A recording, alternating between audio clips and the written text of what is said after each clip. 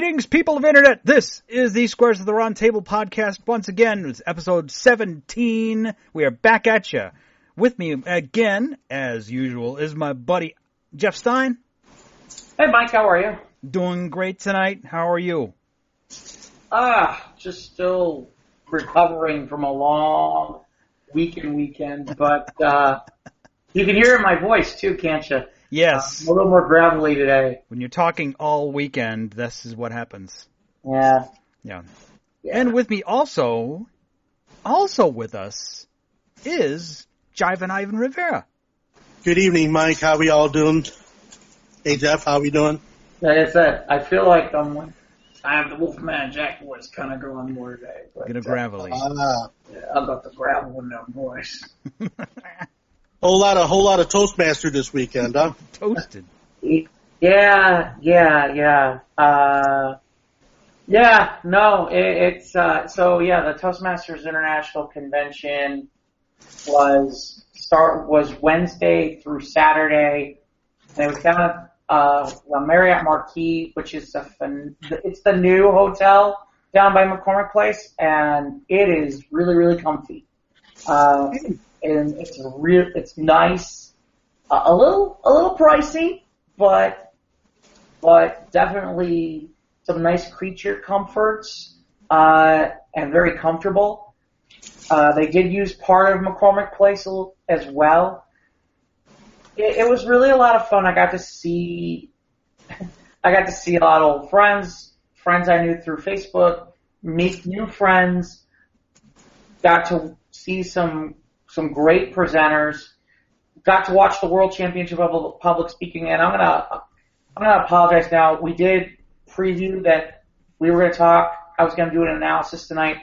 I just feel like I need to do a little bit more work, so I'm gonna cut this short and basically say I want to congratulate the winner, the first, second, and third place winners. For the first time ever in the history of Toastmasters International, they've never had a clean sweep in which all three winners were women. That's amazing. Yeah, and it's the first woman, Ramona Smith from Houston by way of Cleveland, from what I'm told, is the first woman to have won the World Championship since 2008. Wow. Yeah, and that makes her only the fifth to have won it ever. And in fairness, Toastmasters didn't allow women into the organization until sometime in the early 70s. I want to say 72. So I'll tell you right now, it was at the Skyline Ballroom at the McCormick Place, and it was standing room only. It was the top 10 speakers in the world. There were 106 that came in for semifinals from all over the world. You have 30,000 competitors. I was one of them at one point. What I can tell you is Eric Feinendagen, who is a former finalist and from Gurney, and someone I know and I worked with, he won his semifinal, and he was on stage in front of what had to be easily 3,000 people. Mm-hmm. And it was incredible, and he was great. He really was. And, I can't say, I wish the results would have been a little bit better for us that day, but, it is incredible to see what happened and all that.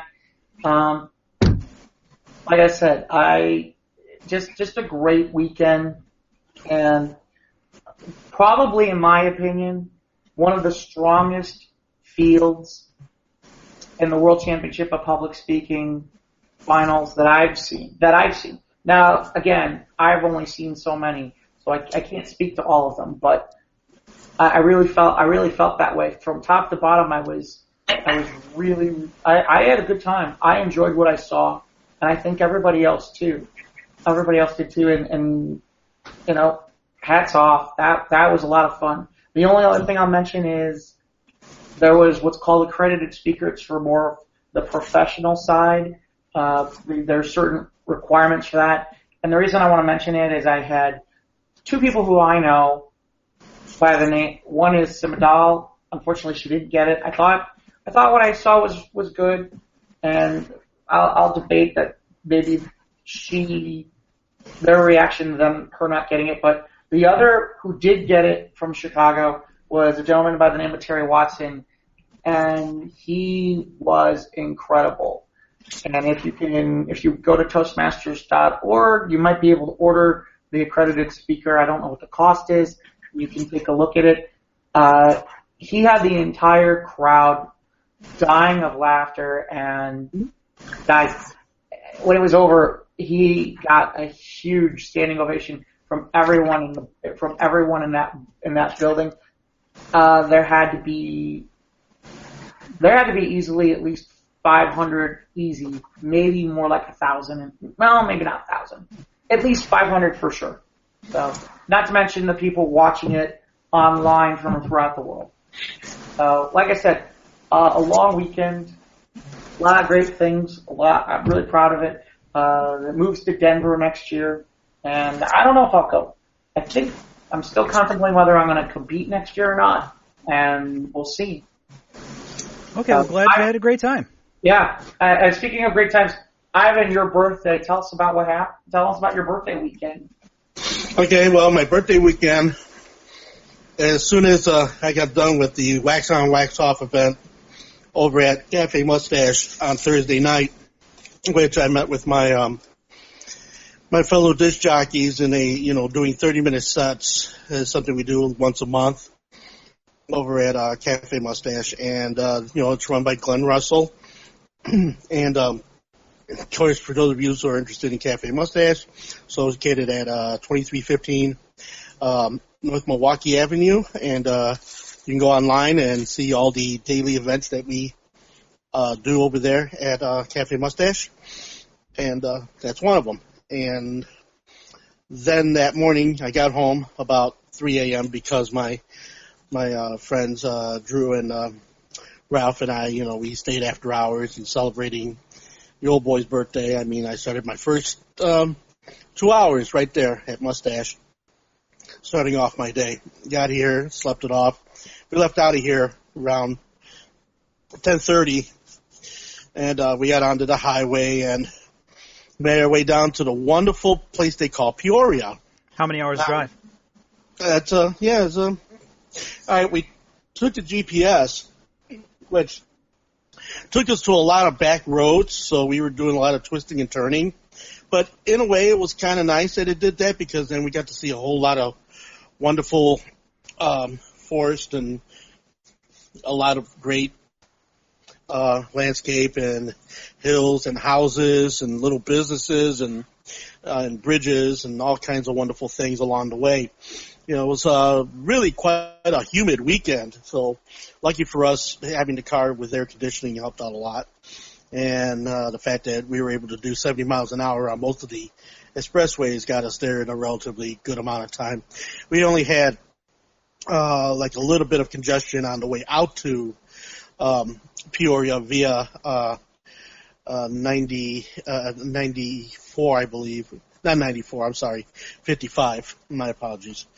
And so once we got there to the American Inn, which wonderful place, we had a beautiful room. I believe it was a king-size bed, and had all the amenities, as a good room should.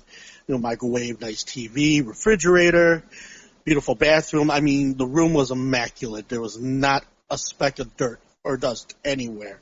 Very well kept. People there at American Inn in Peoria did a wonderful job taking care of us. They were very friendly. We had continental breakfast both mornings we were there, so we had our share of waffles, and yes, I'm making waffles. Waffles! And all kinds of wonderful things to eat, little muffins, and we had egg sandwiches and all manner of different great treats for breakfast. They had a good-sized pool from 3 to 5 feet, and then they had a hot tub over there too, which was really huge. So we spent a lot of time in the pool and in the hot tub, and the people that were there were very friendly, so we talked to a bunch of people that were actually staying that weekend.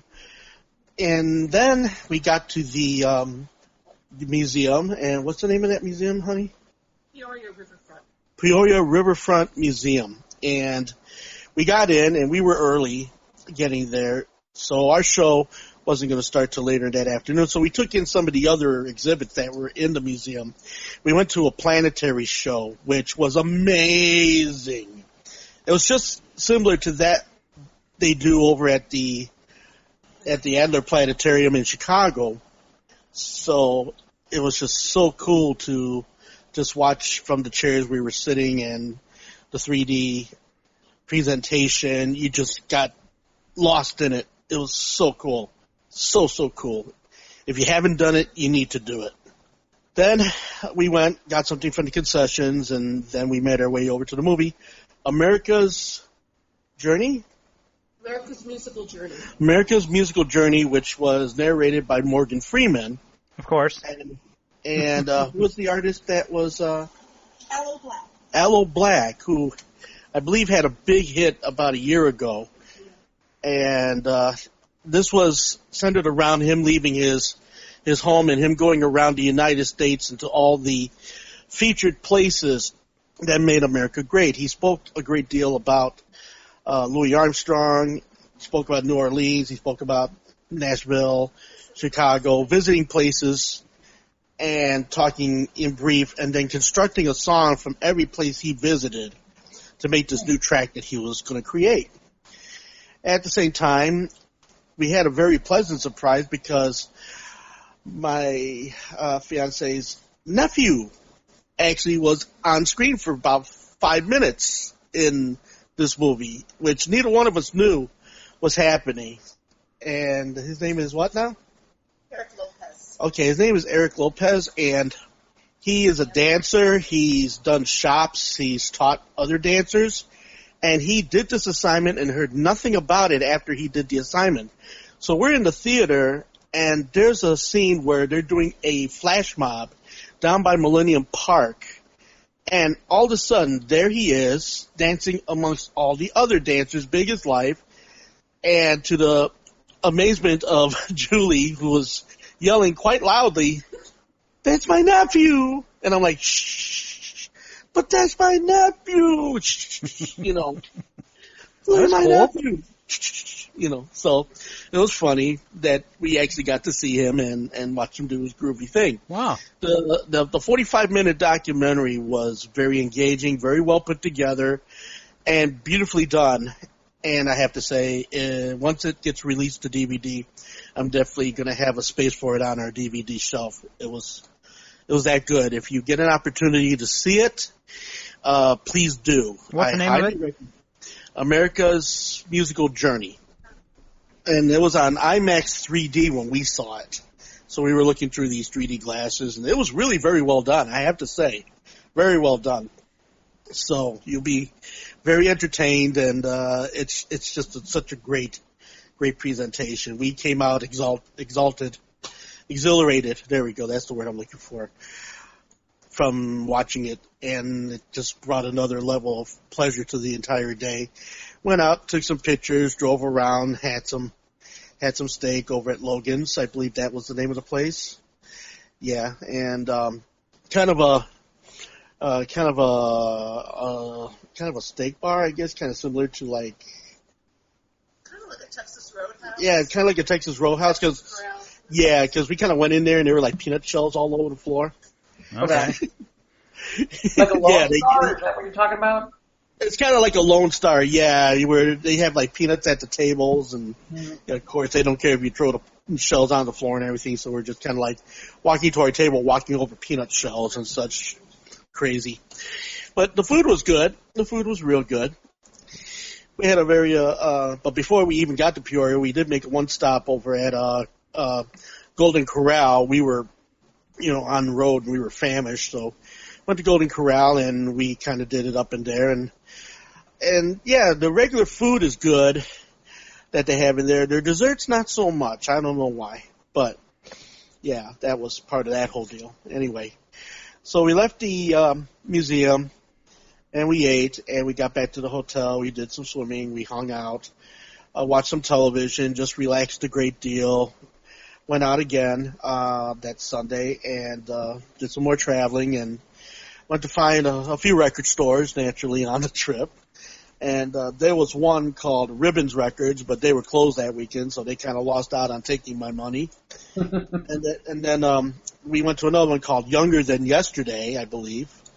And that yielded a number of really great records. The only problem was I pulled them out. He did like, go on over in the corner there, and a lot of great records. Go ahead. If you can reach them, you can pull them. Yeah, well, none of them were priced.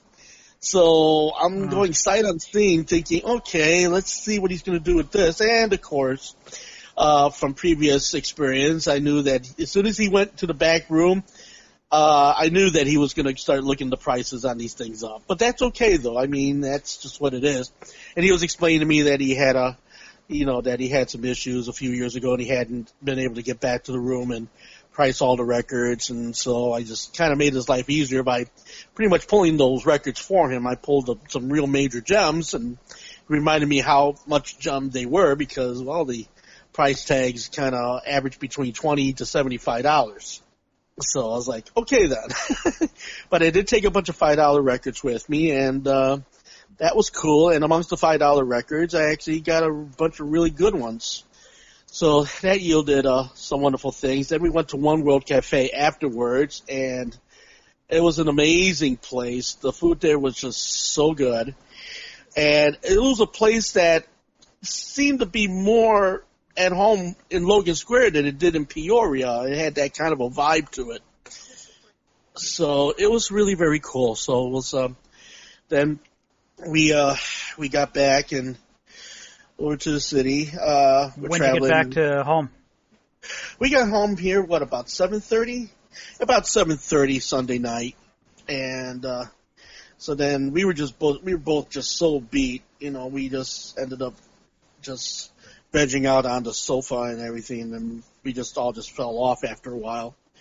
And got up this morning, and we did some housework here in the house. Julie got the day off today, so she was able to stay with me today, and we did a little bit of housework. We listened to a bunch of jazz albums, and then the mailman came by and brought some more records to my mailbox. Yay! What are you buying online again? Yeah. Evil Bay just keeps calling after me, I mean, but I, like I told Julie, and I'll tell you guys too, I'm very thrifty when it comes to that. I just don't buy the first thing I see. So I scroll up, I scroll down, and I look for what I'm looking for, but not to pay what I'm looking for. I got this 145 I paid $2 for it, just totally kicked it right out of the ballpark. It's like, yeah, Barbie Marchand, baby, that's the way. And then there were some rockabilly records that I've been wanting, which I'm dying to play for you, Mike, once I get the next opportunity. Okay. And then some other things that came through today, which were really amazing. So very much a wonderful day all the way around, and we discovered this grinder place that we're eating little nibbles as we go along. Philly's best, and we're sampling it now, and it's really very, very good. Their French fries have a lot to say, and their sandwiches are really very good. So if you ever get an opportunity, check out Philly's Best in Chicago.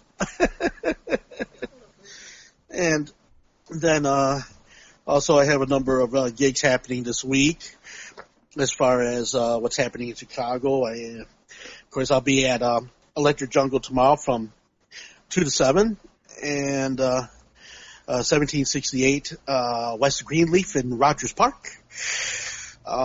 Wednesday, we have the Electric Jungle pop-up over at Logan Arcade, 2410 West Fullerton from 8 to 12, plus the Caravan of Sounds from 9 till 2, which, of course, is featuring a whole new lineup of DJs picked by John Seba. John Cena? John Cena?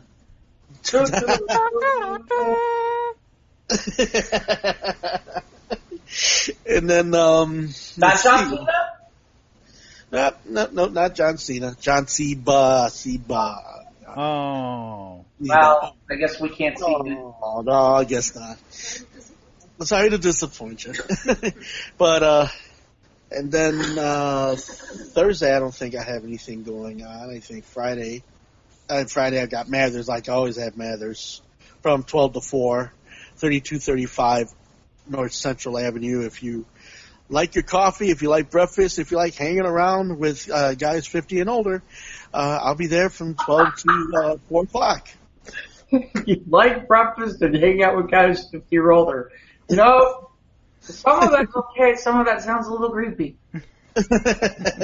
Well, you know, it's a cafe for 50 and up, and it's run by the Matter Lifeway Systems, Learn to Age Well, and I do that as a volunteer service on Fridays from 12 to 4. And I just hear somebody going, "Hello, would you like a muffin?" I don't know. Well, no, you just get guys that kind of come up to you. Well, I remember that song you're playing. I remember Peggy Lee at the Chicago Theater, and she was on stage, and she looked right at me, and she sang, and I was so happy. Got any grape jelly? But then, this is the same guy who tells me the same story every week. But it's a good story, right? But it's a good story. Okay. And I will take it. So we have a great time. It's great to watch the people dance, and it's great to watch the people come to life, you know, and they got their own little stories, what the music means to them. And that's the thing that I love. Just being able to make them happy and to give them something to brighten up their Fridays and bring them into the weekend.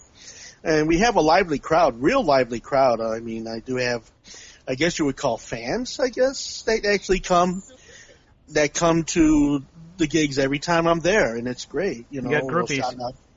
Well, not as much groupie as more like buddies. I mean, my friend Marianne, shout out to Marianne Rabb, and who comes to every gig I'm there. Every time I'm there, she always comes. And then, of course, you know, we got Chuck Birmingham, we have Gail, we have Melissa, we have Pat, we have, you know, got Howard. And, so those are usually the ones that come like every week or every other week to come see me spin. So it's really nice to have that. And it's very encouraging and just awesome. It's awesome. The food is really good, and they pay me in coffee. They pay me in coffee. So it's all coffee. They pay me in coffee, which I'm good with that. And beans are like I'm a sucker for a bean. And beans, or do they give you like the big jugs, or what do they do? No, just regular orange coffee mugs full of coffee. Orange mugs full of coffee. Okay, what's the best? What's good there? Angelina makes a great pizza there. Breakfast? And they do breakfast. Yes, they do a gypsy skillet, which is out of this world. Then on, when they do Friday, they do tilapia, or they do whitefish, potatoes. I mean, they do a corn chowder that's out of this world too. A lot of their soups are really, really good. And the burgers are good too. That's right, honey. You're right. And the burgers are really good too. Burgers are good. Mike, what about you? The salads are good too. Well, I'm glad you had a good weekend. You know, you get to go away from the city, and it's the hustle and the bustle. It ain't my life. You know, I'm glad you're able to get away and have a good time out in the countryside and quaint little city of Peoria. It was the best. And when we went to that museum, I mean, it was rich in so much history. It just blew me away just how really, really cool Peoria is. Well, that's good. My weekend was boring.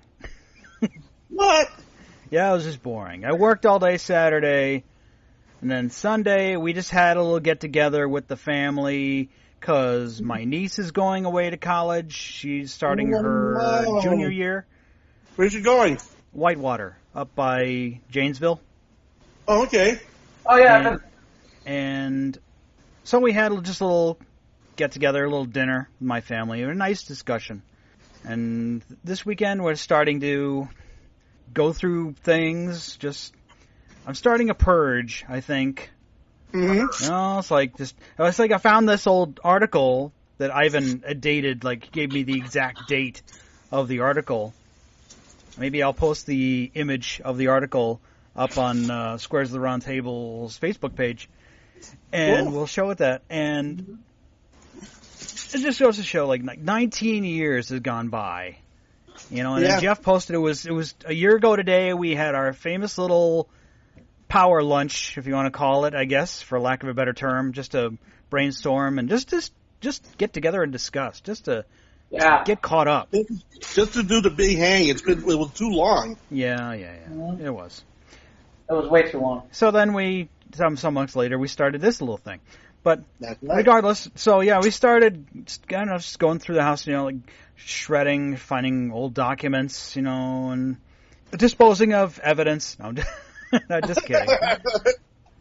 So just reorganizing, all my material possessions, I guess. As well, like the old George Carlin bit, it's a place to keep your stuff while you go out and get more stuff. But you know what? I got lots of stuff, so I'm going to organize my stuff and make it look nice instead of just staring at containers. Well, what I'm trying to say is I guess this last year, I've had a loss in the family, and we had a discussion with the family about when I kick the bucket, I'm going to leave behind a lot of stuff, and some of it might be burdensome to certain members of my family. So we're going through just boxes and boxes of things, stuff. How it accumulates. You know how it accumulates, like under the stairs in the laundry room or in the closets, and just collects dust. And you're like, why do I still have this? So that's what we're doing. So we're starting to go through that. All just purging. Like a little over 2 years ago, when we moved out of the house. I mean, we'd had the house almost 40 years. Oh yeah. And there was decades of stuff that were sitting around that it was like, oh my gosh, how long has this been here and nobody's even looked at it or touched it? Or there was all kinds of crazy stuff from high school. I found stuff from junior high that I had, like notebooks with homework in it, stuff that I had scribbled on pieces of paper, old yearbooks with stuff in it. I won't even get into the fact that I had a very, very hard moment when every comic book I own, well, not every comic book, but pretty much every comic book I own went out the door. And when I say every comic book, I mean from when I was probably about 5 or 6. And that's a lot of comics. And there's certain people who help me box them. That's a lot of comics. That's all I'm going to say about it. Yeah, we got to get some long boxes at my local shop, starting to pile up. It's just and now they're being like $4 a month. And you're following 1 or 2 runs, it adds up. Not just financially, but just because you don't want to. I'm not the guy who waits for the trades. I just want to get the Lucy every month. It gives me something to read for 15 minutes. Right. You mean when you say the Lucy, you mean the loose leaf, as in the single issue, not a girl named Lucy. And that's right. No Lucy Lou. Although I wouldn't object if Lucy Lou was here. No, I wouldn't object. That Lucy Lou's good on the eye. But Ivan, but it comes to the discussion. You have a lot of records. Okay. Yes, I do. And now, have you talked to your daughter about what happens if something happens, if you know what I mean? My thing is that I spoke with Julie on this too, that I would probably write it all out and have Soraya pull whatever it is she wants out of the collection. And then eventually there are certain people that I'm going to make allotments to, and they can just come get them.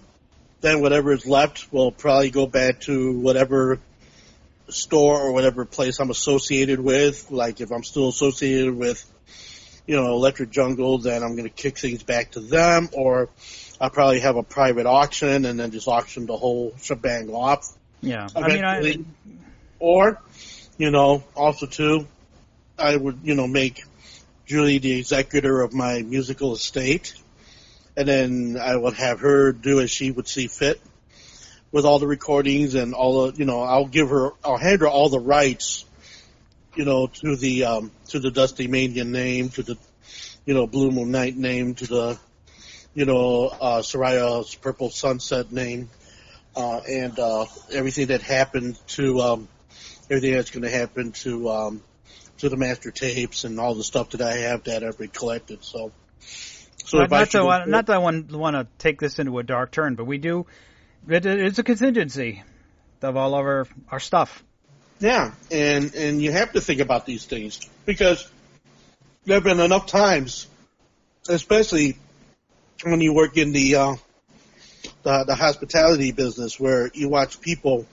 And the thing that really opened up my eyes was one such tenant who didn't pay their rent, and then I watched all their stuff get thrown out into the alley or by the dumpster, and the vultures just came and just started taking all the stuff away while she was still standing there. And I'm thinking, if I don't find a place for this stuff to go, well, then all this stuff is going to end up getting thrown away. It's all going to get dumped. It's all going to get tossed aside. Nobody's going to care. And then it would have been, just, for naught. It would be a waste. For my collection isn't my daughter's collection or Julie's collection or anybody else's collection, but, because that was what I did. Because that was what I loved. That is what I put together. So I have to be, sympathetic to those around me after I leave here. Well, okay, I'll talk to them. Hey, do you want to handle this after I go? Do you want a piece of this after I go? But if you don't want nothing to do with this after I go, then let me know. Then I will make proper arrangements so they could take care of it. And, if it gets redistributed back out into the world, that's fine. The records, let them get a new life somewhere else. The master tapes will definitely go to Julie and to Soraya. Those master tapes of what? Just like your all broadcasts? All my demos, all the broadcasts, okay. All the air checks, all of my story ideas, the folders of drafts I've made over the years, pictures, drawings, treatments, poster art, things that I've done, along the way. Advertising, photography, which now, since having been associated with the now legendary Logan Hardware Records, now I have all of these big size posters of me, doing things, advertising the record store now. I mean, because I was ad hoc the face of Logan Hardware for that time frame. So I have a lot of promotional stuff in that respect. You can only hope that when that time comes, in your mind once you leave here that, someone else is going to get to enjoy it. Someone else is going to be fulfilled by it. Someone else will be elated to even have it. And it'll give them something to remember you by. Even if it just sits there, at least they can hold on to it. And it's a tangible thing. Okay, these were the records that I've been touched. These were the tapes that I've been made. Yeah. But it swings, but that can swing the other way, where you got a lot of stuff. Right, and that is why you want to be sure that it's not a burden to your loved ones that you leave behind. Absolutely. So you got to set that plan in place, right? Where it can go to the people who are going to appreciate it. Where that's why you make a living will, and you mark it down, and you make it happen. I have to make my living will, and I will mark it down. That way, if that moment should come up, at least it's already down in black and white. My wishes are there. The things I want to do are there, and who's going to get what is there, and such. I have no real monetary fortune for anybody. Everything I have is wrapped up in my trappings, in my music, in the things that I have, which, and the things that I've created, which are one of a kind. Will that be of value to other people, to the family members I know, to people that I love? So I see what you're talking, and I know it's not the easiest thing to think about. Yeah, but it is something I have been thinking about, obviously, the last few months. And this being the summer, and you're able to go outside, and you're able to work in the garage, and slowly, finding tools, and all that. So Yeah. So, oh well. So that's what we're doing. And just been renovating the house a bit and pulled that old grill out. I think, didn't we talk about this last week, right? Pulled that old grill out. It's been there for like 45 years. Oh, God. So, and it was an old Kenmore grill that was it was gas powered. It was natural gas. But we had disconnected the gas a couple of years ago. And so now there's a hole in the deck. So in the spring, we're going to have to pull the deck and resurface it anyway because some of the boards have rotted a bit. So this is just the perils of owning a home. So I didn't mean to bring the mood of the crowd down here. Sorry, guys, but thanks for investment and. Yeah, I had a great time at convention. Oh, what'd you do? Oh, we had a great time in Peoria. Oh, I was just thinking about all stuff when I die. Yeah. Sorry. I'm pretty sure this is where we lost the audience, by the way, on this episode. But well, but we gave it a substance that not many people will just touch on in a general sense. You have to really think about that, though. Yeah. Now, there's a lot of food for thought. It's like Ivan's actual food that he's consuming right now. Yes. Okay, so here's the thing.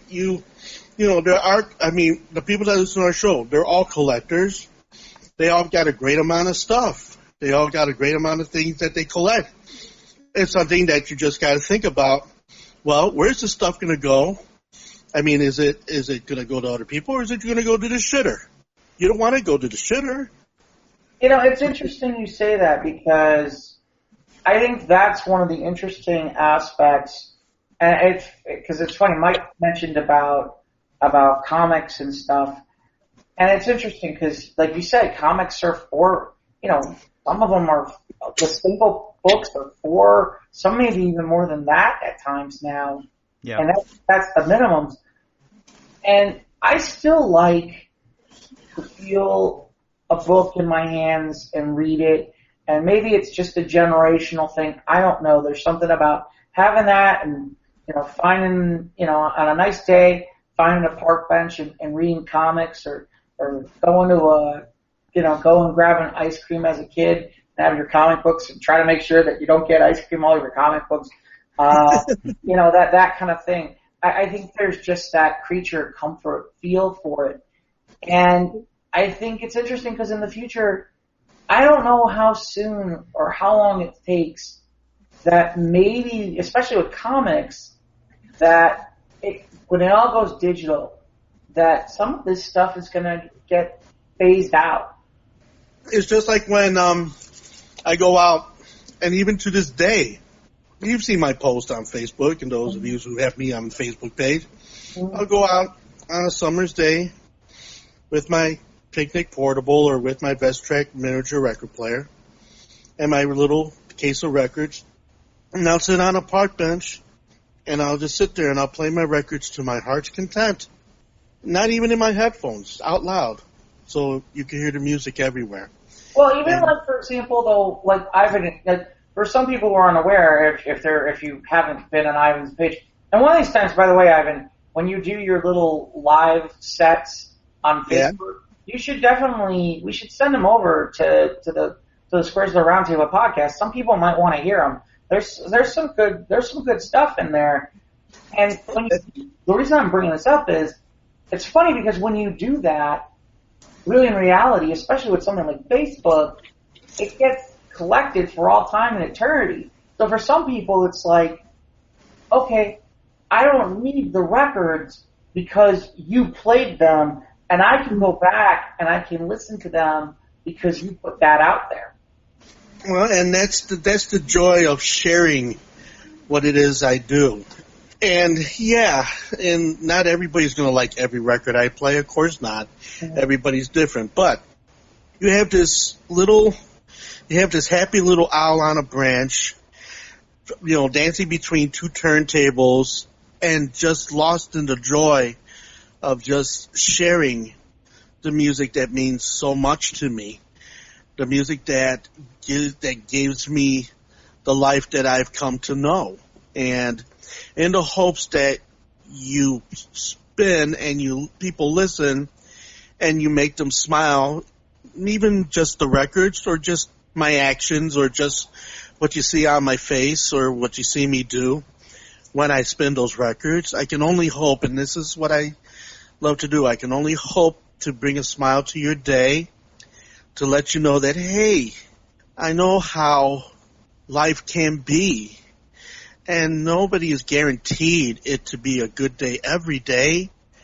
But as long as you feel that you have a little bit of joy come your way, which gives you a little more to think about what's going to happen tomorrow, if I can give you that little bit of something to take with you when you go away from it, then I feel good about it and I sleep better about it and I feel wonderful. And it's really something when I walk places and I got people coming up to me and they're saying, you know, that little thing you do on Facebook, we watch it at work, or we watch it while we make dinner, or we watch it while we do this, or we watch it while we do that. And it makes me feel wonderful that I feel that in a way I'm giving back and that I'm able to share the love, like not only with just my friends and my family, but just to anyone who could just click and go on the screen and just see this happy little owl do his groovy thing. Yeah, well, your music is an excellent medium to share. Me and Jeff, we talk about our comics. I talk about my toys, and that's not something we can easily share in the same sense. But music is a different thing. Yeah. And we appreciate it anytime you play your records, Ivan, and you play them on the social media. I can only hope that it gives the same amount of joy when you watch it than the joy that I do when I do it. Yeah. Because what you see there is totally unfiltered. There's, and while it's going on, do I actually know what's going on? Not really, because I'm just lost in it. Oh, no. Well, music is, let's go. Speaking of music. What? Al got his star today. Did he? Did that happen today and I missed it? Weird Al Yankovic got his star on the Hollywood Walk of Fame today. Okay. I was there with Dr. Demento and the mayor of Linwood, California, his hometown. I watched some of his. I didn't get to watch the whole thing because I obviously work all day and then coming home having dinner. I got to get my obligatory nap in, so I'm able to do this show in some cognizant fashion. But I did watch some of it, and most of his, I watched his acceptance speech, and it was pretty funny, and he's awesome. And just making jokes about where it is, because it's like, well, I was holding out to be sure that I was the 2,643rd star, and his star being less than 200 feet from a Hooters. All right. But, yeah, it was great. Yeah. So congratulations to Al, a legend, an inspiration, probably one of the greatest musical inspirations to me personally. So. It's really funny. Where we talk about parodies, and at the time, there weren't a lot of people out there doing it. Now, you've got the internet. Everybody's kind of got some sort of crazy, wacky thing that they created, or they're doing a parody or something. But Weird Al kind of is the guy for that. And I think Weird Al was the breakout parody king. I mean, the parody situation has been around in little sections for decades. Yeah. But there was no singular artist who was dedicated to the form of just making pure parody. I guess that's my question. So at some point, and I'm not saying this, but at some point, who's next? Or is there not a next? Or do we ever think there will be a next? That's hard to say. In this day and age where everyone's a celebrity, I'm not sure if anyone could strike lightning as many times, get as many hits. That's why when I say hits, it's not just hits on the internet, on their Facebook or their YouTube page, but hit songs. Right. I mean, it's weird because the crazy part is there is a way for it to happen. Yeah. There are multiple ways for it to happen. Especially now. And especially now. I mean, you could put it on You could put it on Facebook. You could put it on YouTube. And you could overnight, the next thing you know, be on the radio. It's not like the old days where it's like, okay, how does this get radio play? And yet, I don't see anybody out there as dominant of a name as Weird Al, and you'd think there'd be somebody by now, wouldn't there? Yeah. Well, you have the internet that gives everybody a platform to work from now. Yeah. And you have all this social media where anybody that can go ahead and create a parody song. Remember when you and I went to the conventions, Mike, and how, Saturday at the con, I think it was the 4th of July, I remember I used to make parodies, the different songs and such. Yeah. And just off the random path, there are millions, I would say, of people doing the same thing. You have groups dedicated to making parodies. I mean, you have choruses of guys and girls and such doing Disney parodies now, or you get one guy recording his voice 4 times. You get girls recording their voices multiple times in choruses, making all kinds of parodies of different songs. And now the parody platform has been filled now to almost maybe more than to capacity with individualistic people doing that very, art form. Whereas before the advent of the internet and such, where it was relegated to the very few, Weird Al, far and away, is basically the Michael Jackson of parodies. Okay? Because he put out so many quality products, and even became a situation where if you've been parodied by Weird Al, right, you've arrived. Oh yeah, some artists consider it an honor. Even like with one artist who did that song "You're Beautiful," and Al wanted to release his parody called "You're Pitiful," but the label wouldn't let him. Or something. Mm-hmm. The label didn't want it to, so he released it on the internet for free, or something like that. Yeah, I remember somewhere in the 90s, what's his name got mad. There was a rap feud guy. with him with Coolio because of Gangsta's Paradise. Yeah, he was all upset about this. About Amish Paradise, yeah. And then there was the backtracking of Eminem because Al was going to do his parody of Lose Yourself, which is all about talking about all the TV shows he'd watched. It was Couch Potato was the name of the song. And he wanted to release this song, and he wanted to release a video, but then Eminem said no. He didn't. He changed his mind with Al about wanting to make a video for it. But most people are pretty good. With Al coming to them and saying, hey, I want to make a parody. Not that he requires it, but he does ask for permission anyway, I guess. Which is very courteous in this day and age of people just sampling and looping and biting and doing things without permission, which now has become a web of conundrum now these days. I mean, people are suing everybody else's pants off, just for 10 seconds of a song nowadays. You're just like... It's going to be, but... To cap the conversation here, I think there's going to be a long time before anyone comes close to the legend of Weird Al. Yeah. Well, as long as we're going that direction, here's the other amusing part. It's interesting because you have all these platforms now, and that's good, and yet at the same time, because there are more voices out there, in some ways it can get lost.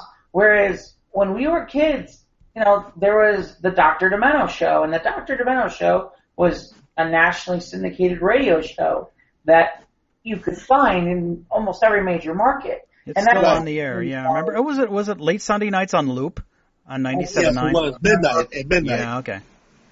I can't remember exactly. So yeah, Dr. Demento was there, but like I said, you had to find it on terrestrial radio. But now that kind of stuff is just one tap of an app away on your phone. When Dr. Demento was doing it, way long before anybody else was doing it, here we go. I guess the word pioneer comes to mind And I guess Weird Al is a pioneer of parody, and just like Dr. Demento was a pioneer of, radio of the most unusual nature. Novelty songs and comedy songs. Right. I mean, he made an elderly Benny Bell a star again with the re-release of Shaving Cream. That was released in 1930 on Radio Records. I have a Radio Record 78 by Benny Bell, but it's not that song, but it's another song he did.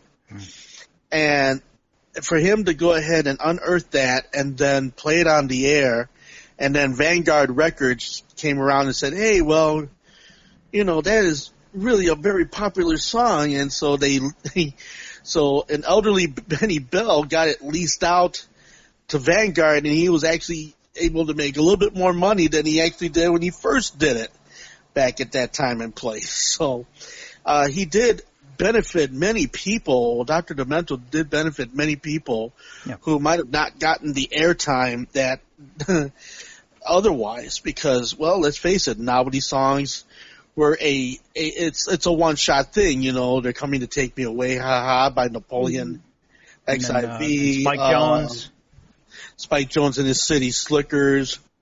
You have, all those types of novelty things that, is there another novelty style type radio show out there? I have not heard of any more other than Demento.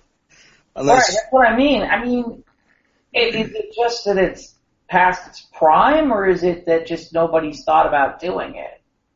It may be because there's so much out there now that's been opened up. The internet has opened up so many avenues now, and it's so easy to get now. I don't think it needs to be gathered anymore. People can gather it for themselves. Yeah, that makes it. Yeah, well, that's what I mean. It's like, I think there's more access, but I think it's really harder now for you to, if you do that kind of stuff, to become a Weird Al. Right, or a Dr. Demento. Yeah, exactly. Oh yeah, without question. Yes. That would beat that into a dead horse. I did want to mention one quick thing going back to the World Championship of Public Speaking. Yeah. It dawns on me, and I had forgotten all the three winning, the first, second, and third place winners. Their speeches are out there on YouTube, and if we want, I can put them up on our Facebook page. How can they find them on YouTube? Or if you just go WCPS 2018, they should pop up, I would think.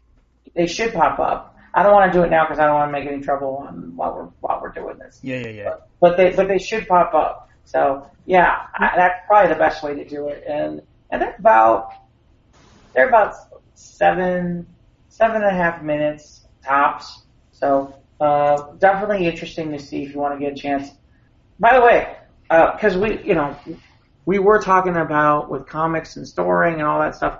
Interestingly enough, one aspect, DC is doing that DC Universe piece, which is they're doing a whole bunch of shows on there, they're doing new content, but one of the things they're doing with it is they're giving you access to some of the archives for their comics as well with this monthly rate, which is kind of crazy, in a good way, obviously. But the other part is, with that, apparently DC Universe is going to be doing a little bit of a get to know you, and that, I don't know if this will be released by that point, but I guess Kevin Smith's doing a whole big thing on that. What would be our time locally, 6:30 in the evening.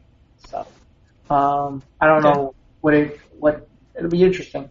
Then again, Kevin Smith was the one who unleashed the DC Cinematic Universe. So maybe this isn't a good idea. They previewed it with him, so maybe this is not such a good idea. No, well, he's a big Batman guy, so not that he hates Marvel, but he has that Fat Man on Batman show. I wouldn't be surprised if he had his own show on this DC streaming network. I just had a thought, guys. What was that? You know, since we do have the Facebook page, yeah, I'm thinking, why can't we go ahead and do a parody of the day on the Facebook page, where I'll feature an actual one parody song a day, one parody song a week on the Facebook page. I could go ahead, I could dig into the archive, and we can actually put a parody song. And I'm sure if, since you have the in with Mr. Weird Al, maybe I do. I got some pull. Well, what I'm saying is, I mean, you met him, right? I met him once at a book signing in 2013. Well, maybe if you seek him out, he'll make you famous, Ivan. No, but listen to me. What I'm trying to say is, if you seek him out and say, okay, Al, look, we have this little thing called the Squares of the Round Table, and I would like to know if I could have your permission to present some of your music on our Facebook platform. I don't think he'll object. I don't know. You could ask. I mean, you know what? If you don't ask, you don't know. So you know what? I mean, if he could say yes and then excite the drawers off of everybody, just an idea. But as far as like digging into the archive of crazy music, and between you and me, we've got quite an archive of crazy music. I think it would be a wondrous thing to just put like one every week, I mean, just one, so everybody can just nosh on it, leave it on there, and then it just kind of collects on the page, And if they screen it, great, we can still have it up there. Great. If they pan it, then we take it down, but at least, we took a shot at it. And what I could also do is I could actually start reactivating, well, I didn't disactivate it, but start putting records back on my YouTube page, which I haven't done in a long time. So let's see if I can do it with this phone now, since technology is what it is. And if I can post it on YouTube and then create a link for it, then I don't see it being a problem. The thing is that I don't know how it works, because if I want to hear a song, it's like the other day I'm sitting down here and I was cleaning the basement. All of a sudden I'm like, oh, my phone's upstairs charging, but I'm here by the computer. So I'm like, I want to hear Mr. Roboto by Styx. So I go to YouTube and it's right there. And I found one that's been up for like 8 years and it has like 5 million hits. A song that's just out there. Right. Now, and then there's ones like you're spinning a record. It's a live video of you spinning a record, and a video like that can get pulled or flagged or something. I don't understand how some of that works. Well, I mean, all the records that I've put on my YouTube page have not been flagged because I go under Section 107 of fair use. Okay. And YouTube is really good about that. So I haven't had any real issues with my record spinning and those links actually being used. Oh, then why did you stop posting to YouTube? Well, because at the time I had the flip camera technology for that, and actually running it on my laptop, and it made it easy. But then since that technology has now been antiquated and discontinued, I haven't tried to do it with my phone. So what I'm thinking of doing is maybe I'll try a song on my phone and upload it to YouTube, and if it works, then I can start doing that again. And then that'll be covered under fair use, and I won't get flagged. And if it becomes a flag, then okay, no count, no foul. But for the most of it, the bunch of records that I got up there spinning on the turntable and the 78s that I put on there so far, people have been sharing those now for I think almost 4 or 5 years now, and they've gotten quite a few views. Okay, so it's worth a shot. Yeah. So if I can pull off the parody of the day or the parody of the week, then, that'd be a nice little thing, and it'll get people to not have to look so far, and it'll be a neat little addition to what we're doing already. Jeff? Yeah, no, I agree. That's fine. Once a week is good. Okay, cool. And then I could do one of a parody, and then I could just do one regular song or a review of a local music talent, unsigned thing too. I mean, these are just ideas, I mean, for good or bad, just talking about it. But yeah, we'll talk about that off show, in more detail there. But yeah, there you go. Let's see, what else we got? What do we got here, Jeff? I guess the Big Bang Theory is coming to an end? Good. No, you don't like it, huh? Let it die. And you're saying it's pretty much run its course? Played out. It's been played out for years. End it. Is it because Sheldon's wanting more money? Is that what it's about? No, I think they finally have gotten to the point where there are no new ideas. They don't have anything left, or it just started to get to that point. Yeah. And I think they weren't really planning this. I think initially they weren't really planning this. I think they were planning 11 to be the last season, and then I guess that really didn't go that way. Did they cancel that Young Sheldon spinoff? No. Have you watched that? That was funny. Yeah? Okay. No, I haven't seen it. And I was apprehensive. I haven't watched all the episodes, but the episodes I watched were just great. The best way to describe that show is it's the Wonder Years except Sheldon instead of Daniel Stern as the voice. Ah, okay. Okay, so Sheldon's voice is narrating. Right. Okay. Right, but it's essentially Sheldon the Wonder Years. That's basically how I look at that show. I see. Well, I can't judge on what I haven't seen, so I'll have to take the liberty and see if there's a format out there I can watch that on and go ahead and check it out for myself before But if you say it's funny, and you're a good sense of comedy, so. Yeah, I enjoyed it. And trust me, my reaction was very like, I really am not gonna want to watch this. And it was surprisingly entertaining, and the kid from the episodes I saw was just fabulous. He whoever's working with him, he seems to get it. Cool. Now, do you think Big Bang was instrumental to help bringing the geek culture to the mainstream, or do you think it just rode the crest of geek culture emerging in the forefront? I think it was part of it. I think part of it, and I think it was I think it's a bigger part than you think, Mike, because, like, for example, when I was, I did promotional pieces for Mayfair Games. Rest in peace. Phenomenal. I love those guys. Phenomenal company. I've known I know the people who ran that company. They really did a great job. But the reason I'm bringing this up is that they approached Mayfair Games about putting Settlers to Catan in the game rack for Big Bang Theory. And that was, for them, that was huge. Because Catan, people didn't know, people who game knew Catan, but the rest of the world didn't know what Settlers of Catan was. And then they did that whole episode where they had it in there. And that was pretty amazing, too. Where they played the game? Yeah. Well, and because Sheldon's sitting there the entire time going, does anybody have any wood for sheep?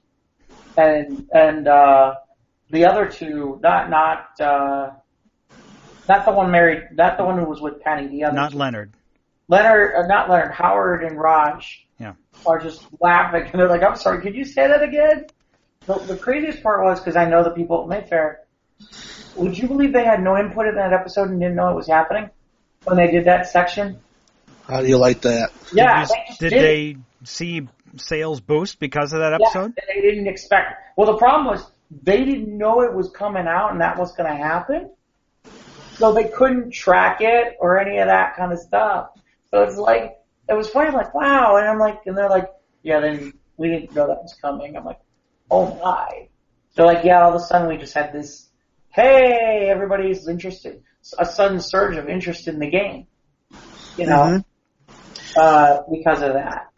I think the Big Bang Theory acted as a gateway to that whole being able to look into the whole culture in a way that made it I don't know. What I say is, I don't know if aesthetic is the proper word for it, but it gave it, that type of a platform for people to watch and say, wow, okay, yeah, they're smart, they like games, they're into conventions, they do comic books, they do all this stuff.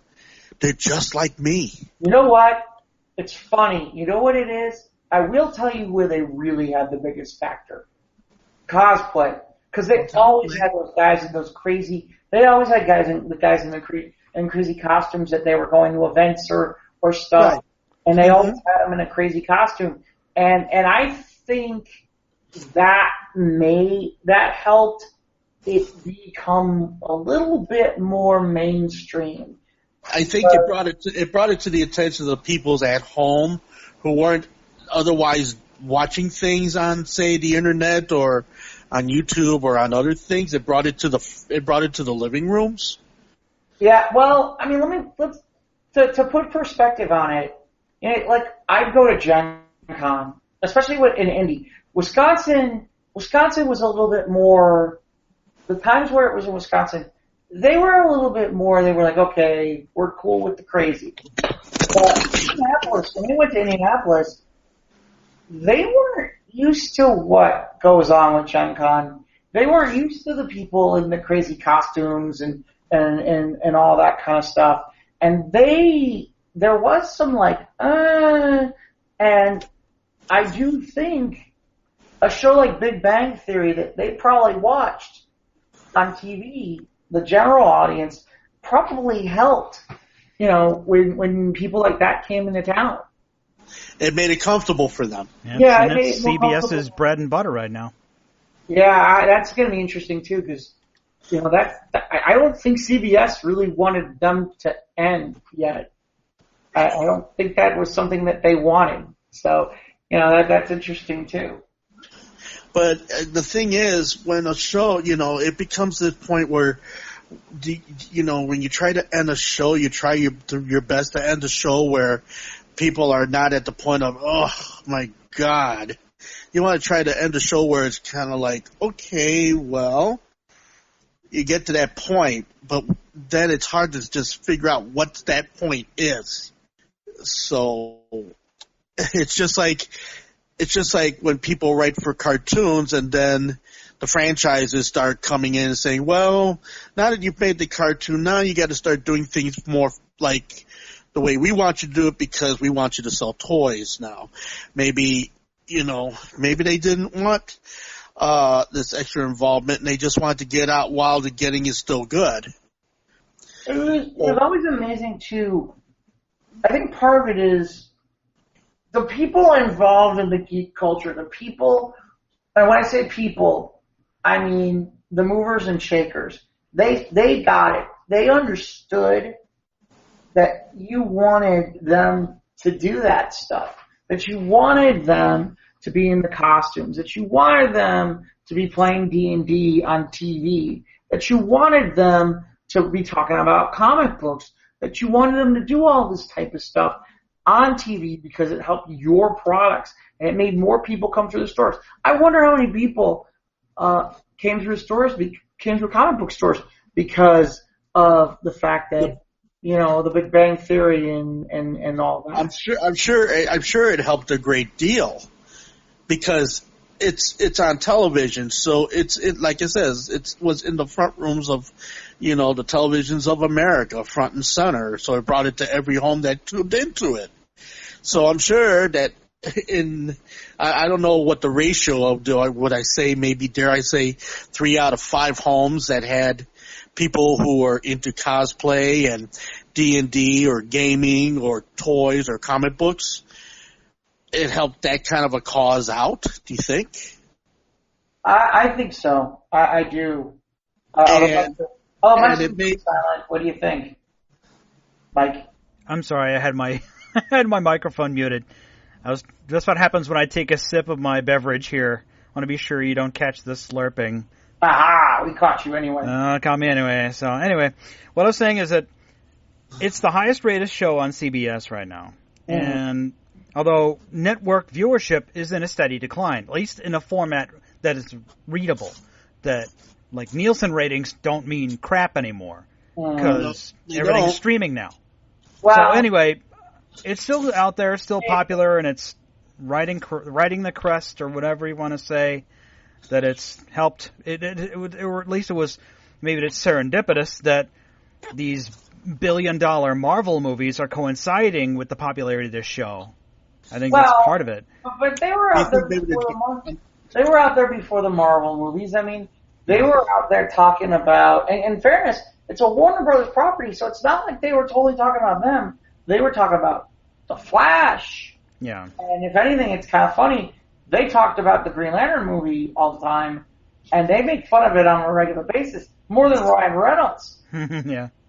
I mean, they still make that joke today. Yeah. Still haven't got my super duper cut yet. But no, I personally, I'm done with that show. I can't stomach it anymore. I've watched enough clips. I can cherry pick from the internets and find the funny clips, like when Leonard Nimoy died. I found the skit where the Mego Spock was talking to Sheldon, and that was funny. But Big Bang Theory, people like it. That's fine. You enjoy it. You do you, but that's not my thing. So, but you're right. Something will come along that's gonna help feed that, but. Well, as long as maybe it's finally getting to the point where they're thinking, well, we don't want to jump the shark and I feel like it already has years ago. I don't know what other stories there are to tell.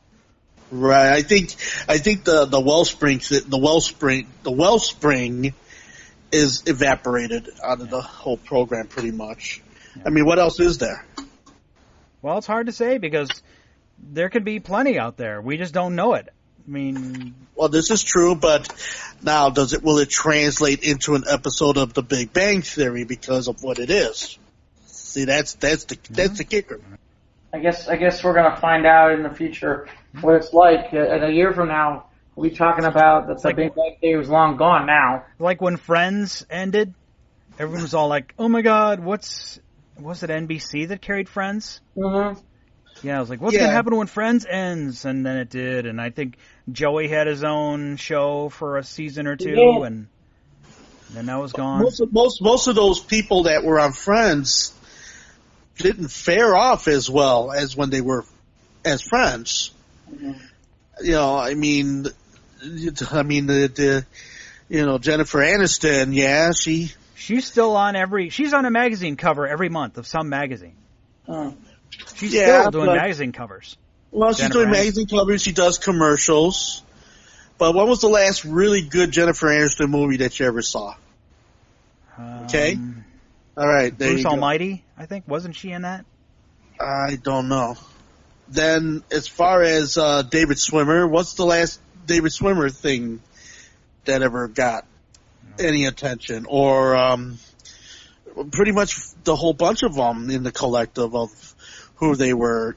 Yeah, a few of them got like smaller roles or some other failed television shows.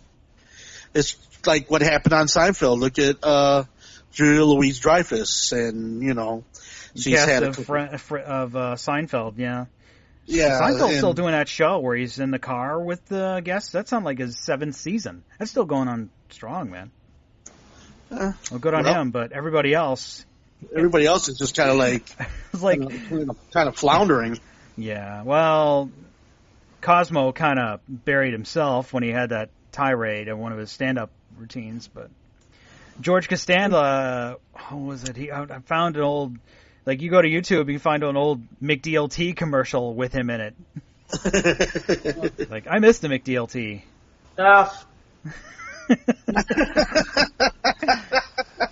Yeah, but Friends. Yeah, Courtney Cox, man, I had a thing for Courtney Cox. Nothing wrong with that. I never thought Jennifer Aniston was that attractive to me. Well, no, you're not alone in that. I don't know. Maybe it was just the hair. I didn't care for the hair, but no, Courtney Cox. I don't know. I think of Jennifer Aniston, and she looks like she's pained. she's got this pained expression on her face most of the time. I'm just like, yeah, she looks like she would be bored with anything I'd have to say. So I'm just like, yeah, forget it. So Big Bang is going to go out with, I'm sure, a bang. That CBS will be sure that's. So whatever, Big Bang's done. Let it be done. I don't know. Meh. Do you think that Big Bang will cross over into Young Sheldon? Do you think there'll be some walk-ons happening there? No, because it takes place when Sheldon's a child. Well, who knows? Maybe it'll come with one of those Back to the Future episodes, where adult Sheldon comes into young Sheldon's life. Young Sheldon creates this machine, and all of a sudden, How do they do that? No, I mean, this takes place in the real world, Ivan. It's some. I mean, it's a sitcom, but it's not sci-fi. Okay, well, I was just running with the ball a little bit there. Okay. Maybe like in a dream sequence or something. Maybe, yeah. Like, walk-ons or whatever you want to say. Yeah. Who knows? Not my thing. It's just like nobody cares about Friends anymore. I look at those episodes now, I'm like, yeah, did I actually waste time on that? No, I have one of my friends has a daughter who is obsessed with Friends. She loves watching that show, and the younger people, they love watching the Golden Girls. Well, the Golden Girls. Well, the Golden Girls far and away is an entirely different thing. Had a witty comedy that had a little bit of innuendo, I guess, in it. Well, yeah, it was clever in its mystique, and Betty White is still kicking around, which is amazing. She's in her 90s, right? She's 98, and she's still sharp as a tack. One person I saw on IG who is looking a little raggedy is Cheech Marin, of Cheech and Chong, because on IG, I get their post on my IG, and okay, Ivan, just say Instagram. Yeah, it's just Instagram, Ivan. Okay, well, Instagram. I don't say FB. I do sometimes. No, I don't say FB. Okay, well, all right. On Instagram, I was getting the post of Cheech. Of Cheech, and they were in Cheech and Chong. They were in the backseat of this van, and I'm looking at him, and it's like half his face is all drooped out. And I was talking to Julie. I'm like, is Cheech suffering from Bell's palsy or something? Because, I mean, the side of his face is like he had this big droopy eyelid, Maybe he had a minor stroke. Big old bag, this big old bag underneath his eye. He was just like talking out of the side of his mouth. I'm like, oh my goodness. Maybe he had a minor stroke or something. I don't know. He did not age well. I mean, Chong on the other side of the coin. For an old guy, he looks great. Other side of the corn. Yeah, other side of the coin. Good other corn, side of the corn. Yeah. Oh, shucks. Okay. But you're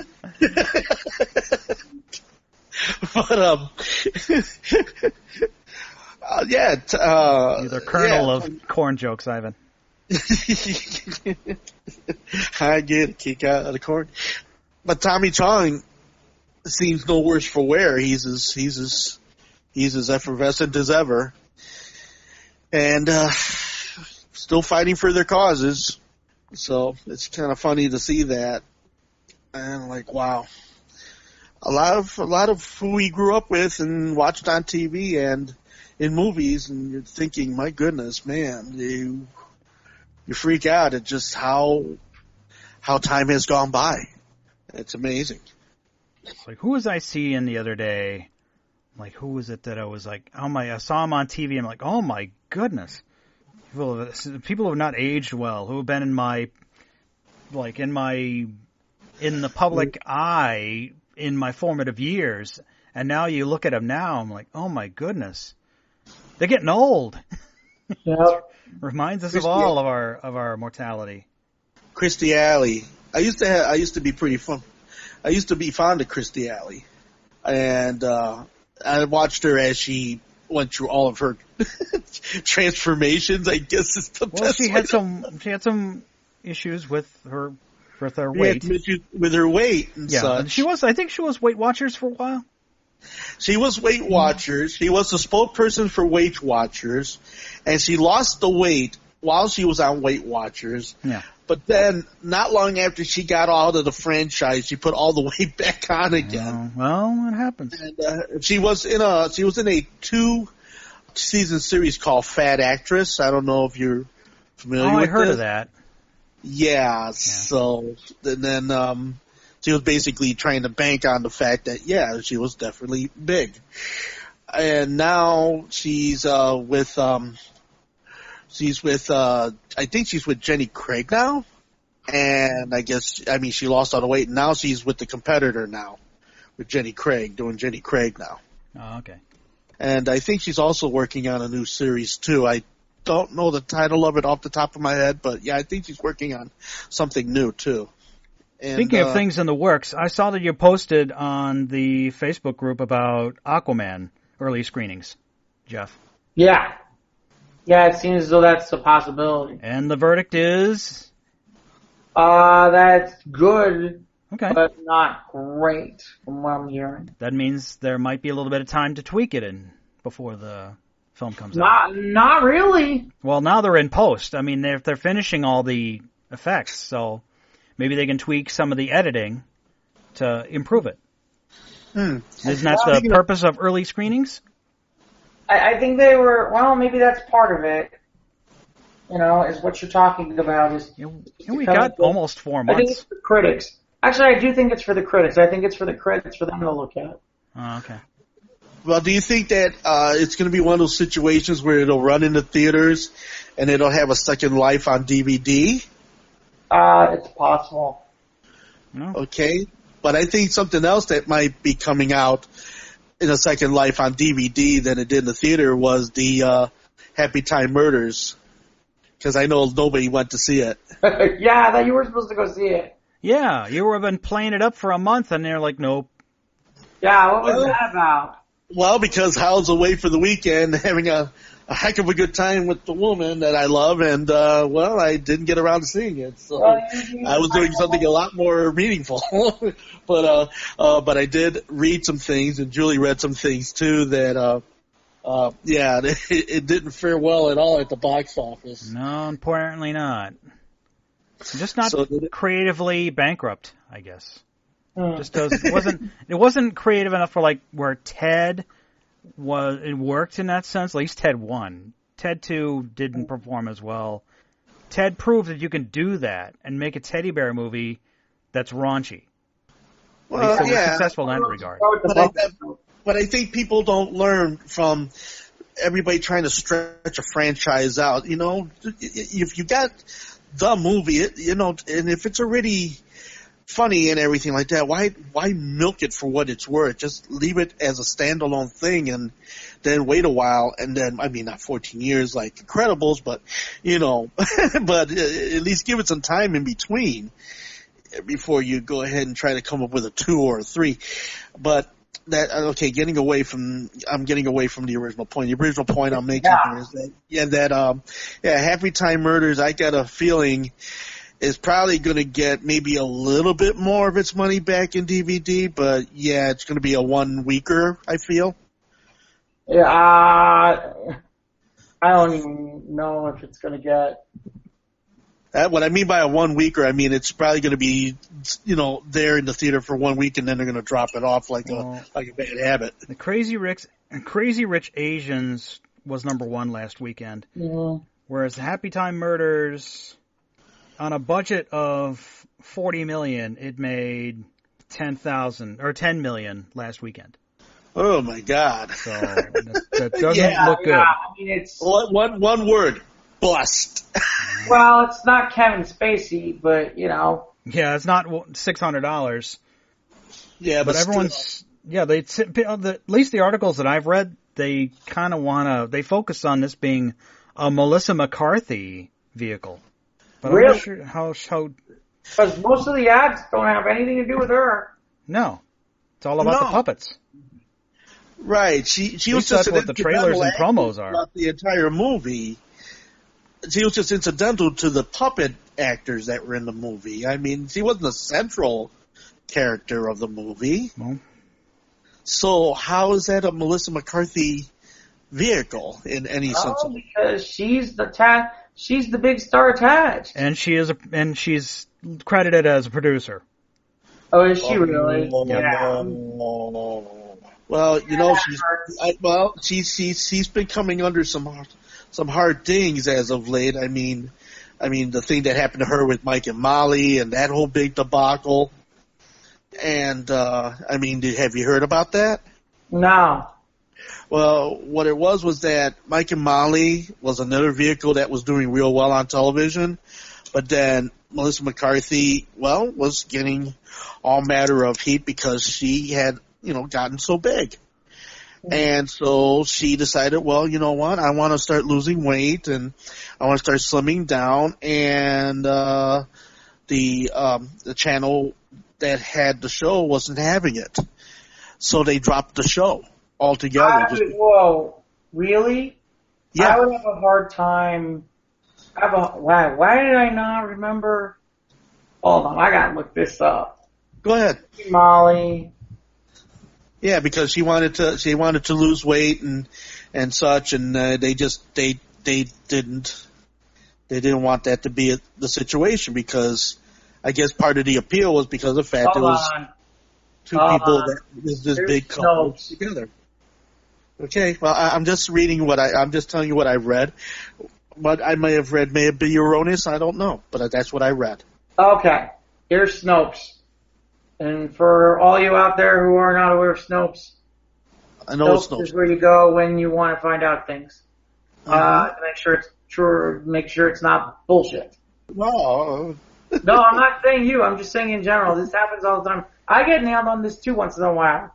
There have been a couple times where I didn't check Snopes, and the next thing I know, I'm like, oh crap. So according to Snopes, that is a fake story. Oh, okay. And they even see, this is amazing because they even give you like the origin of how this came to be. That but it was out there, right? Yeah. Well, so here's the deal. So I'll just read it. Numerous websites were having run the articles attributed to TMZ News, which is not to be confused with the real TMZ gossip site. That CBS had done this. Although the article is presented as a news story, it's nothing more than a scammy ad for weight loss pill called Gardasil Complex. The actress has not endorsed the pill, used the pill to lose weight, nor offered positive feedback about it. According to Shape, McCarthy dropped weight through a high-protein, low-carb diet, not the magic pill. While there are some tabloids that have floated ideas of a cancellation, those rumors were not backed up by any solid evidence. There's an article on Cinema Blend about something about the contracts running out. So it wasn't all about the weight loss scandal. Yeah, if anything, what I really think happened is the contracts were coming up. She was making movies and making money. Yeah. And I know what she wanted, which is buku, which is money that they probably didn't want to pay. Yep. And so. Okay. All right. Well, thank you. I stand corrected. Oh no, that's fine. Like I said, Mike, because Mike has seen it before. I'm not as bad as I used to be with it, but Mike has seen it where I post something and it's like, oh look, that's totally wrong. That's why I said this is why I put it on the premise of this is what I've read, and so it leaves it open to correction if it need be. So all right, but when you catch somebody's like that, especially like online, you catch somebody like that, they're like, I don't buy that. I think Snopes is wrong. You're like, oh crap, here we go. Like just.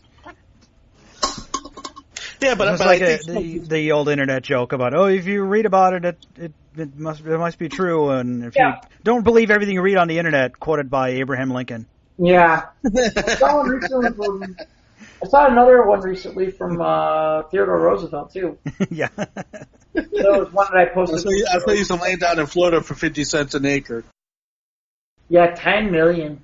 10 million domestically on 352,600 theaters. So it was That's not. Brian Henson's brainchild, the son of Jim Henson. Yeah, this was like his dream project. Yes. The Happy Time Murders was his dream project? Yes. Yes. Son of Jim. Yeah. I mean, remember when Jim Henson died and they had all the Muppets at his funeral? I was like, it was kind of weird.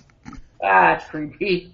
Yep. Well, okay. In defense of Jim Henson, okay, because I did read a book. It was called "It's Not Easy Being." It was called "It's Not Easy Being Green," and it was about the ideology of what Jim Henson believed, and a lot of that really was based on some really wonderful thoughts and some really wonderful ideas. I mean, do you have an idea as to how Jim Henson got into the business? That, yeah, those puppets were a big integral part of his life because, I mean, he dedicated his life to that craft, and I mean, he met his wife through, being a puppeteer, and all the time he spent for Caramel Milk, advertising, and then the Ed Sullivan Show, and all right, you have to think of it as the franchise where he had a successful television show with it. He had 5 successful movies, not counting the ones post Henson. But now you got Jim Henson's son, and he basically turned everything out that his father had actually built up, and I think some people might have just gotten upset over that whole thing. Yeah, well, we'll see. We'll see. See, because I had until you said that, I had no idea that Jim Henson Jr. was even involved in this thing. I thought there was a Jim Henson Jr. It's not Jim. It's wait. Brian Henson. Oh, Brian Henson. Okay, sorry. Okay, yeah. I mean, I had no idea that this was Brian Henson's thing, but then, well, who knows? Maybe his dad just kind of turned to Carmen and says, "Why are you taking my puppets and perversing them?" Stranger things have happened. Yeah, that happened in May when Sesame Street brought that lawsuit. Yeah. Right when the trailer dropped. And not only that, doesn't Disney own the Henson franchise? Yes, they do. So I'm thinking you don't F with the mouse, man. Yeah, mouse will screw you up. Yeah, not to mention the fact that another little bit of Walt Disneyism is what's happening in court with all their cartoons now. They're trying to revive the copyrights on all the old cartoons. They don't want their cartoons to go into public domain. Well, this is going to be interesting because all those laws were written and they've already extended them at least once.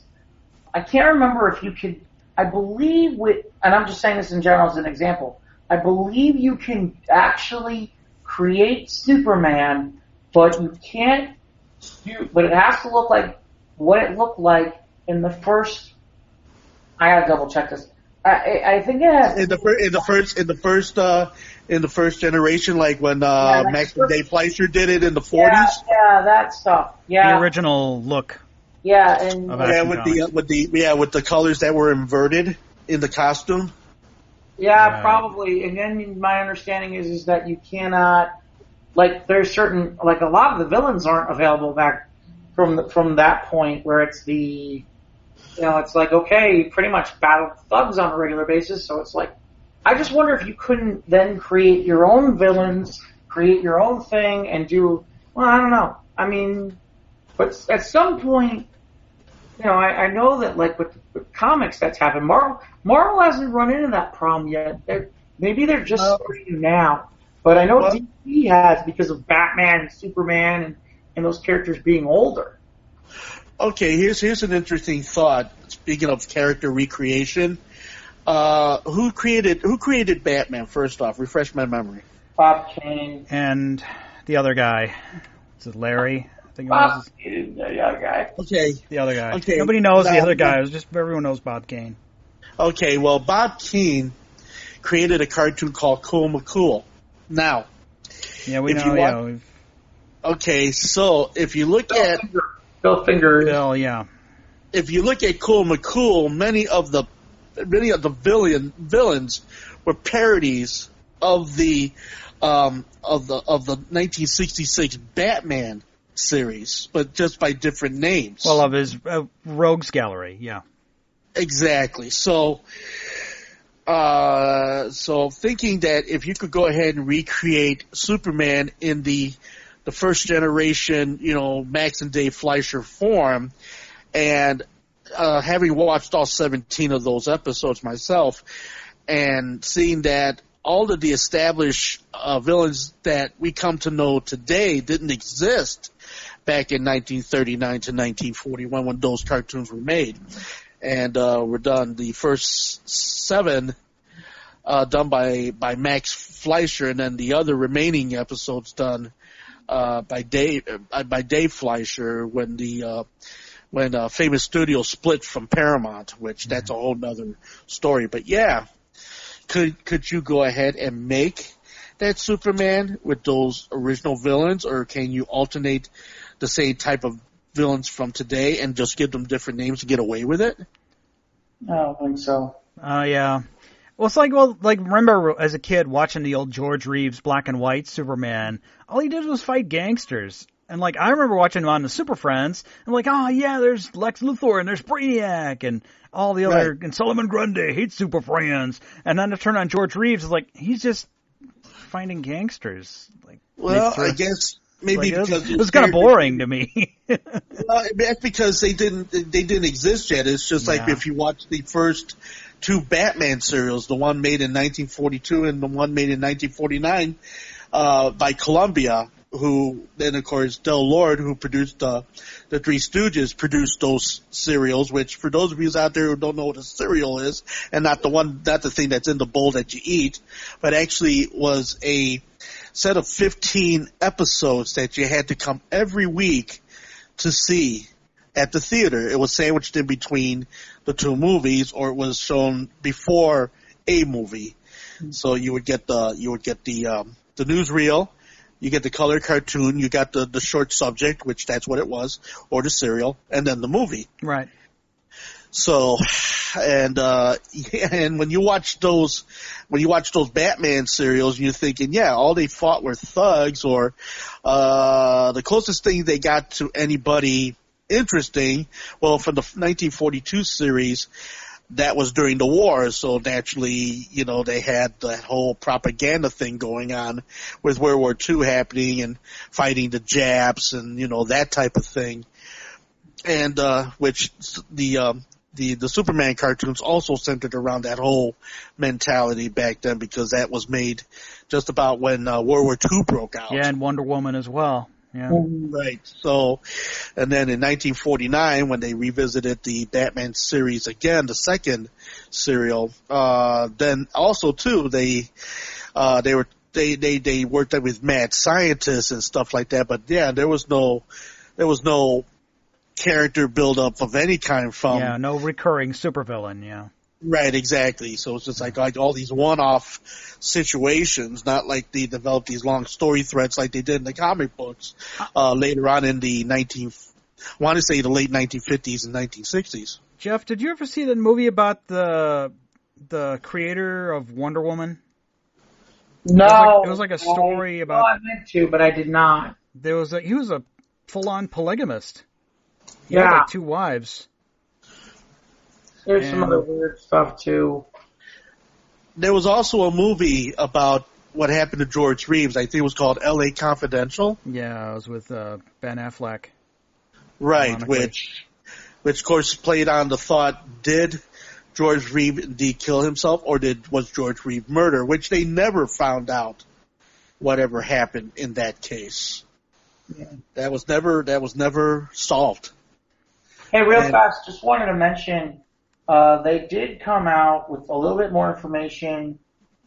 The CW does their superhero crossover event. They did subtract The Legends of Tomorrow. However, this is kind of almost the backdoor pilot in some ways to what they're going to do with the new Batwoman series. But here's the most, and I can tell you, the dates are going to be December 9th, 10th, and 11th. Probably, though, the most interesting part of all this is it has now come out, and I don't know if either one of you saw this or not, in early season 2 of Supergirl, was it season 2 or season 3, we got Superman on the show. And that was the season 2 premiere. Was it season 2 premiere? Yeah. And he was real, and we had him for a couple episodes, and he was really good. Yeah. And at the end of season 2... I think they brought him back for the season 2 finale. Right. And that was great. But and we haven't seen him since. But apparently he's going to be a part of this 3-night crossover event. Is that coming in December? Okay. Yeah.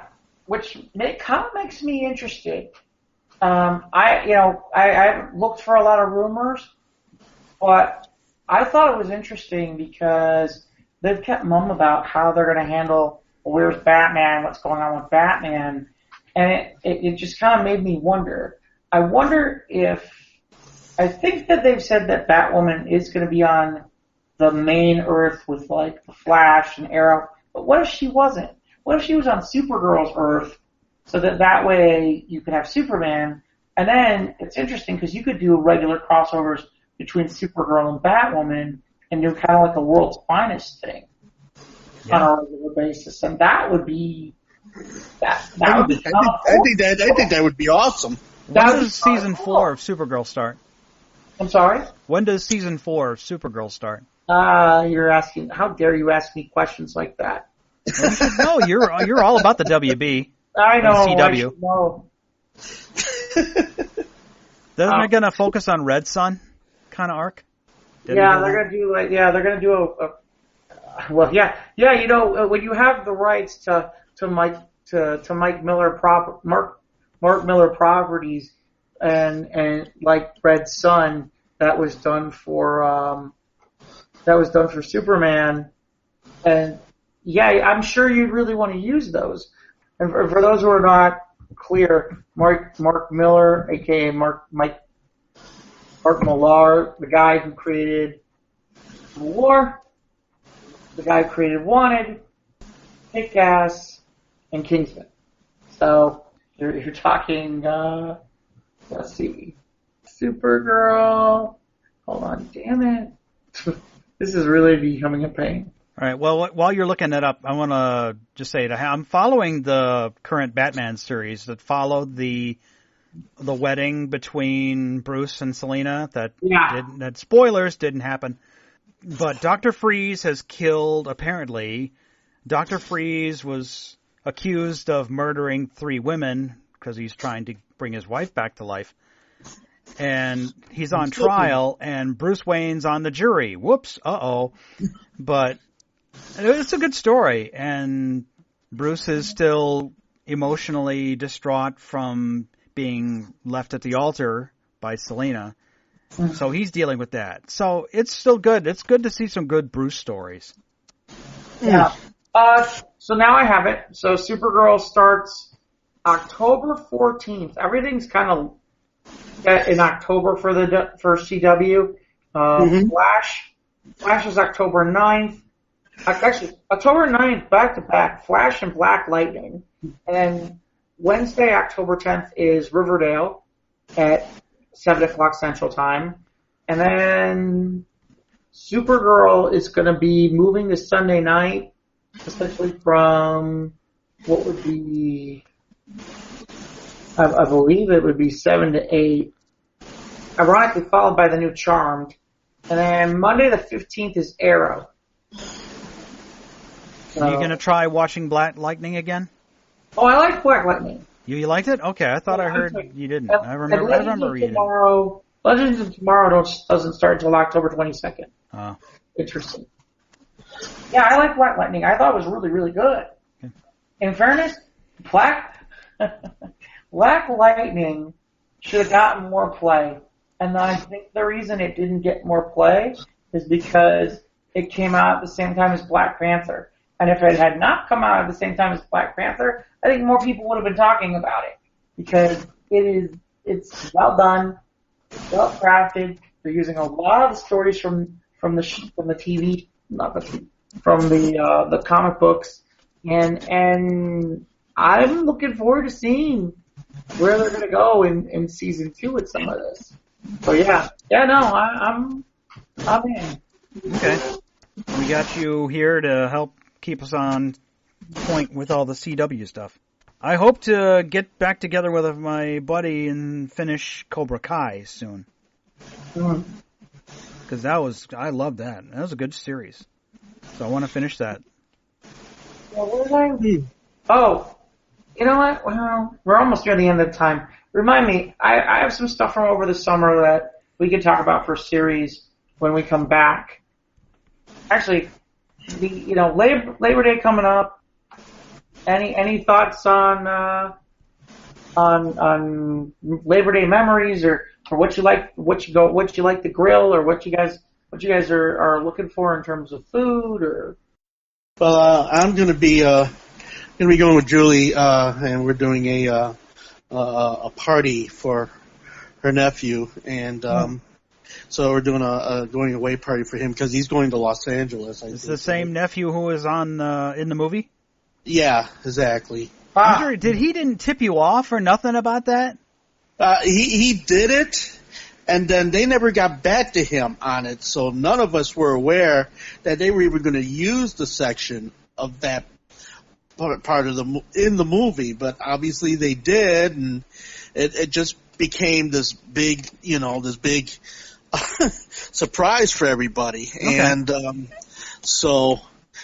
but he's done classes, he's taught, and so he's just, chasing his dream. And I believe he's going to college that way too, if I'm not mistaken. And, so wishing him the best of luck. Yeah, we're going to go ahead and celebrate his Bon Voyage on Saturday. Sunday, I'll be at the, Logan Arcade doing the Layback Wayback Lounge, featuring all those great chill type of tunes. And, I had, two friends of mine actually, doing different things. My shout out with them. Brad, he's, leaving, Logan Arcade. He's going into the world of 9 to 5. I won't see him as often, and I wish him, the best luck in his endeavors. And then my friend Nathan Lilly, who was my go-to man for all things prepared for what happened at Logan Arcade. He's going down to North Carolina and starting a whole new life with his lady, and I wish him the best as well. So a lot of changes happening over at Logan Arcade, but I will be there on Sunday with Melissa Gales. Hi, Melissa, and we're going to just do the Layback Wayback Lounge on the 2nd of September. So then on the 3rd, well, I don't quite know what's going to be happening on the 3rd. I'm sure it's probably going to be just kind of kicking on back with Julie like we do on Monday, and just taking things easy, visiting family and friends and loved ones. So that's pretty much my situation with Labor Day. My brother's leaving town, so I'm probably be hovering around family a little bit too. So that's pretty much what I'm going to be doing for Labor Day. What are your Labor Day plans? Honestly, it's probably going to be really quiet. I don't really have much going on. I do have the ability to go to somebody who does gaming over the weekend. I'm just not sure that's what I'm going to do. But otherwise, it's going to be kind of a quiet weekend. In fairness, the last 4 days have, looking to just kind of keep back a bit. Yeah, so I don't mind. I have a lot to digest, a lot of things I want to work on for the future. So yeah, cool. I definitely could use a quiet weekend. All right, Mike? You get your voice back. Yeah, a little bit. Yeah, hopefully. Me, I'm working on Saturday. I'm working all day Monday, Labor Day. I don't care. It's time and a half. And I'm going to take the following weekend off because got to meet up with friends in Wisconsin a week from Saturday. So I'm working all day Labor Day. No big deal to me. I'll take the money.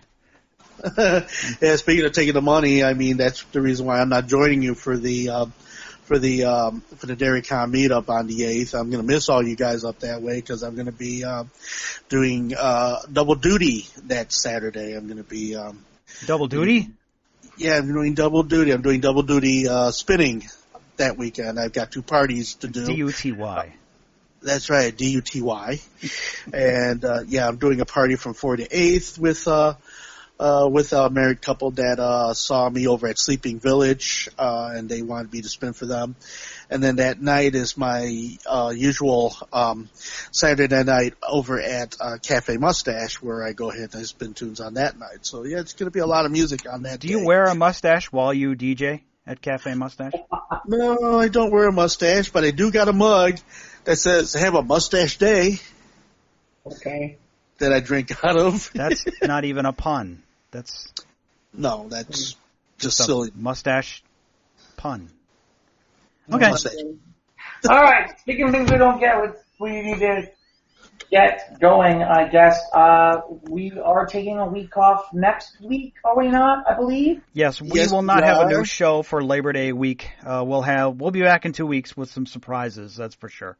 Yeah. With some neat new things to add on to our Squares of the Round Table Facebook page, and of course 2 other things that might be coming our way. All new stories, all new situations, and whatever happens to us while we're away. So we hope that you'll join us here at Squares of the Round Table in 2 weeks, and that would be the 10th, if I'm not mistaken.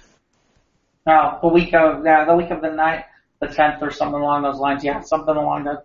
Yeah, the 10th. It'll be the 10th. It'll be September 10th. We'll be recording 2 weeks from today, so Right. middle of September we'll have another episode for you. Yeah. So, Okay. So everybody, enjoy your Labor Day weekend and have a great time, and we will catch up with you on the way back. I'm Jivin Ivan. I'm Jeff Stein. I'm Mike Boyle. Hey, everybody. Give us a listen on the YouTubes. We got the Facebook. We got Instagram and Twitter at SOTRT Podcast. Shoot us an email if you want to ask us a question or something, or even just say hi. We appreciate it. SOTRT Podcast at gmail.com. Give us a like on the Facebook page. Subscribe on the YouTubes. We appreciate it very, very much. All right. Until then, take care, everybody.